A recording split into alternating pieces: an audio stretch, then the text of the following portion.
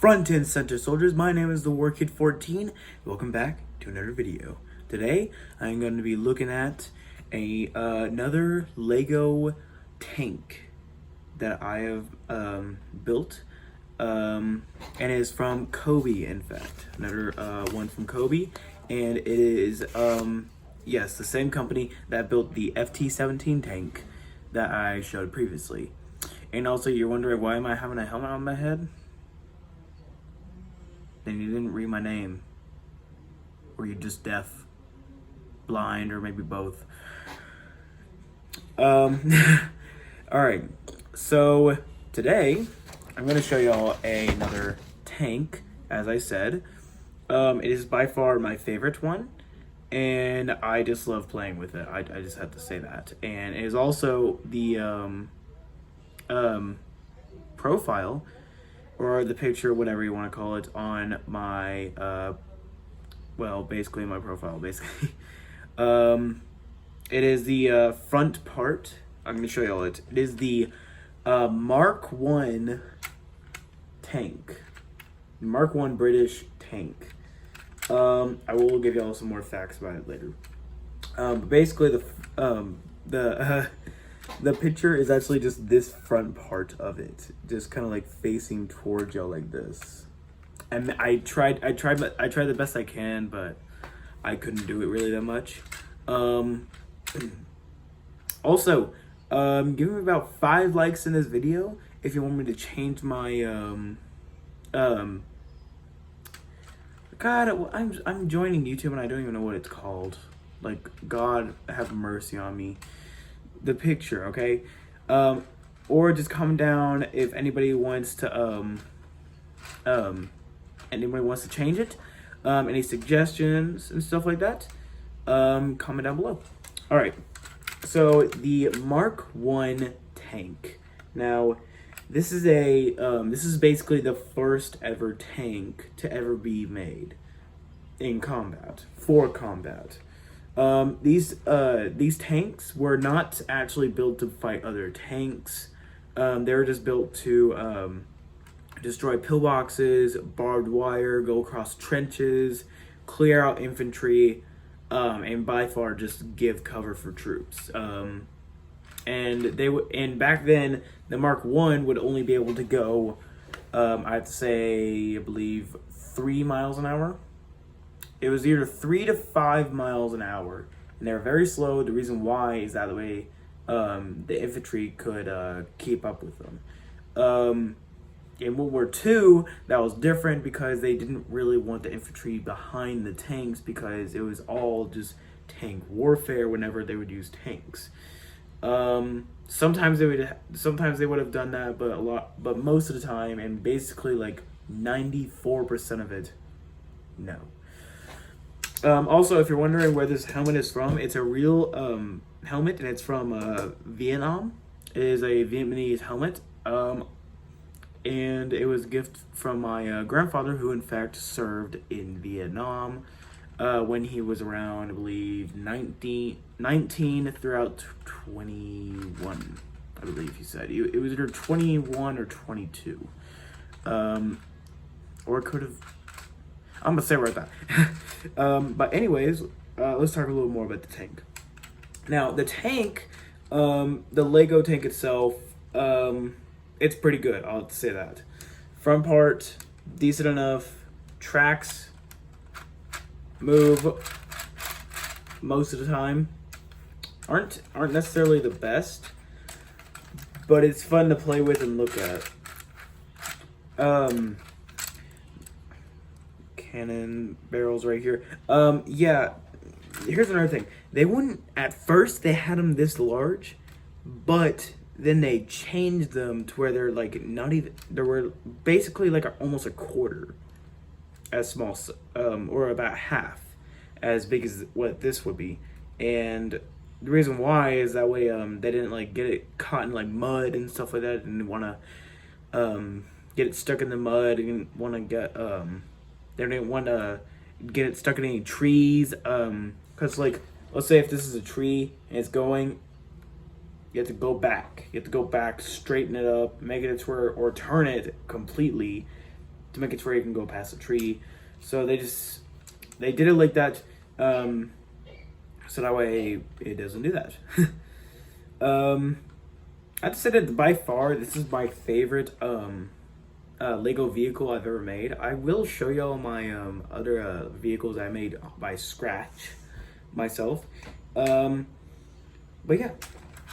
And I will, here's a little British soldier right here, the British tank commander. He has a little binoculars, little helmet. It's all pretty cool. Here's the back of it. It does have a tailgate on it, but it broke. We glued it back. We glued parts of it back on.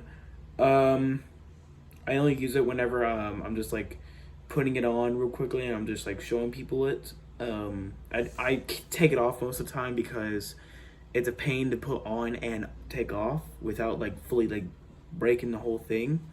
It's just annoying. The whole thing itself, I have to say that this whole thing is probably like, I don't know, a few ounces maybe. Definitely not a pound, definitely not. I mean, it might be a pound, but it feels so light. It's possibly just below a pound, maybe even. It's a really cool build. I definitely suggest for people who are very big fans of like the Great War and stuff like that. And basically, also, there were basically 3 other versions of it. There was gonna be 4, but didn't came out really at all. The first one was the Mark 1 tank. The second one was the Mark 4. This is at least what I just know, okay? This is the other ones that I at least know. I don't know if there was any others. I've never heard of any of them. I've looked it up so many sites. I have not ever heard of a single one. But there was the Mark 1 and the Mark 4. The Mark 4 was by far the best, the one, not the best tank ever made in World War One, but by far the one that changed the tide of the war, basically the most. And you might notice by seeing like those huge logs of wood on top of them, which is the Mark IV tank, and the reason why they did that is that way. In case there was a gap too big to cross, the Mark 1 and Mark 4 and Mark 5 tank, they can cross gaps around 6 feet wide. But if they're somewhere around like between 7 and 9, it would become incrossable, or it would just barely be able to make it up. But a lot of times they would have to cross trenches that were way too big, or they would have to cross interceptions of trenches, which would be almost impossible for them to cross without them having to maneuver in certain ways. So they would have a commander go on top of the tank and release it, and it would just drop forward into the gap, so it can smoothly go over it and not have to worry about getting the tank stuck or having to hop out and like make repairs over it in case they damaged it. So yeah, it's a cool feature. And the Mark V tank, I'll get back to the Lego, don't worry. The Mark V tank was by far the best tank in the First World War, made by the British. It consists of a team of, I believe, 5 to 6. I believe they had 4 gunners. For the Mark 1, it took 8. It took 8 for the Mark 4. And don't mind my brother. He's just, sorry. That's my little brother. But basically, they had less people working now because it was a lot more easier to operate a Mark 5 than a Mark 1 or a 4. Mark 4 wasn't too much of a big improvement from the Mark 1. It was just more had more horsepower, and it was just a little bit faster, and it was just a little bit smaller. That's about it. Yeah. And they also had latches for it where they can stick their guns out and shoot. and they also had better engines for the actual tank. But the Mark V tank was by far the best, mainly because it could go 10 miles an hour to 9. That is way better. The Mark 1, the Mark 4, and the Mark 5 tank were extremely underpowered. Like, the engines were really not worth pulling a whole behemoth, a whole land ship that big and that heavy. And it was just really underpowered. But the guns were, and the guns, the armor, and it helping the infantry was basically its main point. And back to the Lego now. I have to say that I really don't like the color that much, mainly because they made it like a puke green looking.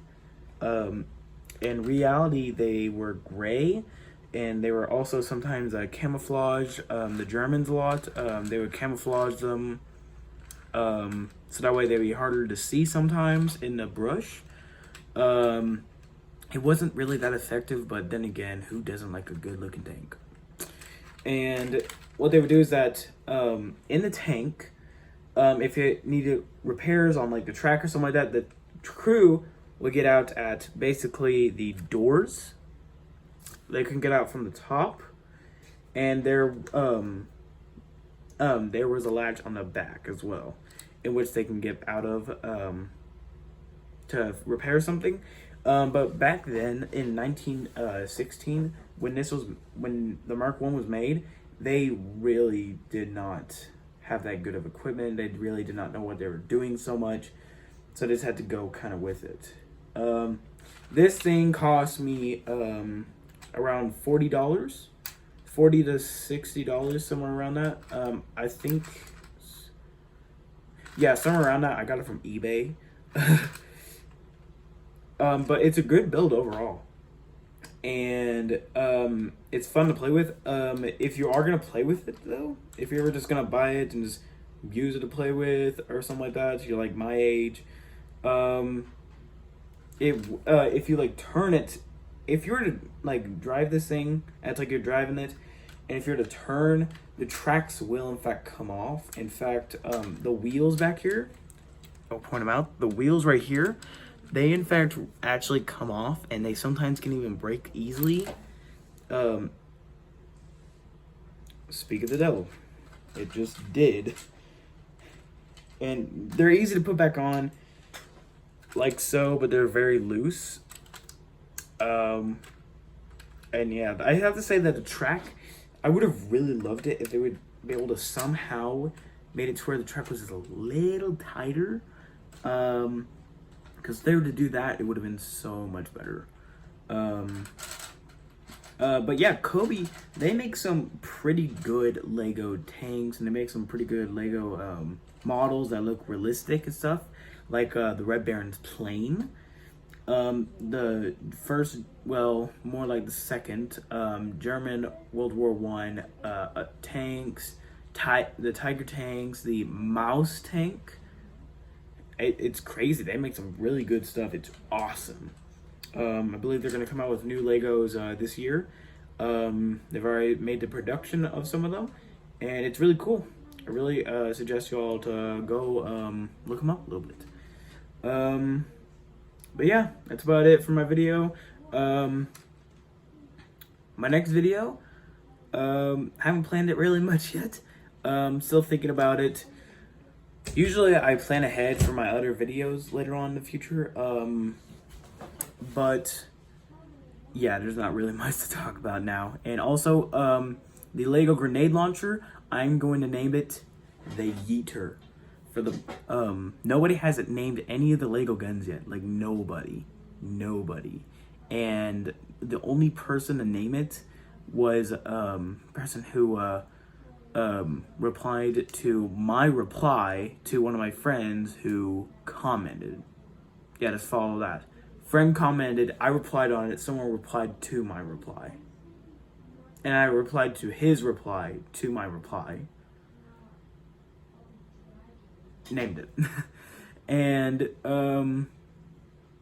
that's about it for the video. I'm sorry, it's been a little awkward.